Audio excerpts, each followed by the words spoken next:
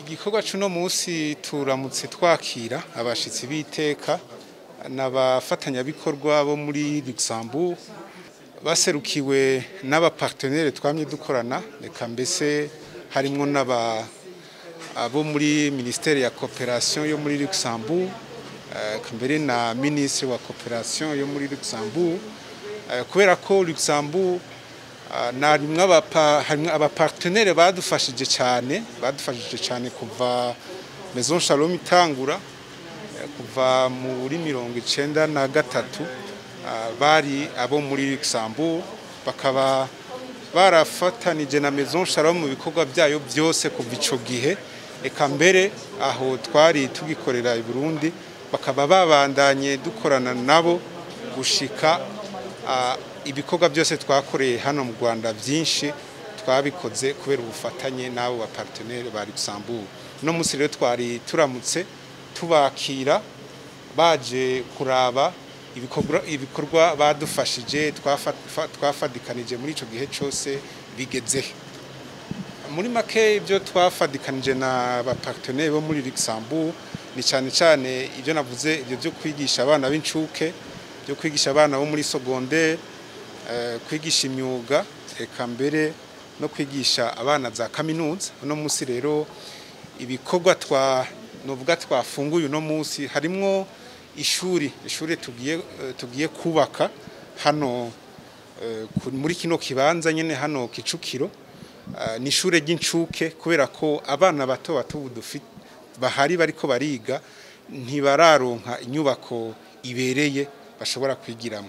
Rero tugiye kubaka ishure, twamaze nukironkera uruhusha rwo kubaka rwo muri meri.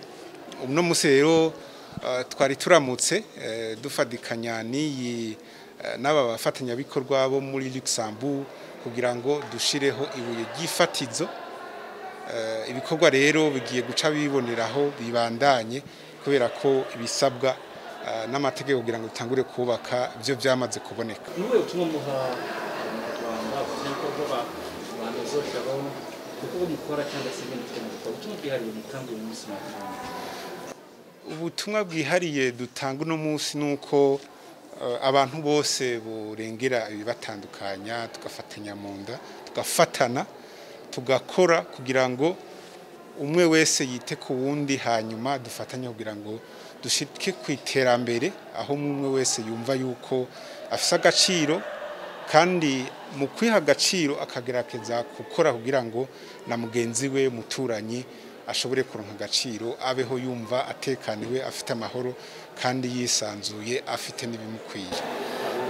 Indi mishinga mutenya gukora yo gufasha abandi bana. Iyindi mishinga umwe wonovuga ko ufatanije n'uwo kubaka ishure ry'incuke, kuko n'umushinga munini ry'abure ry'ifatizo twashizeho ni kuri iryo shure ry'incuke, ariko izobifatanye n'irindi shure rya secondaire, kubera ko ico twifuza akarusho dushaka gushira mu burezi muri secondaire nuko tugiye turavye hirya no hino turasanga hari ukuntu mu kwigisha usanga turiko turita cyane ku ubumenyi no kwita academique, ariko ugasanga ubumuntu nkuko tubivuga mu Kinyarwanda canke mu Kirundi ubuntu canke mu rurimi rw'abanyamahanga les valeurs humaines, ugasanga ni nkaho ziriko zirasigara inyuma.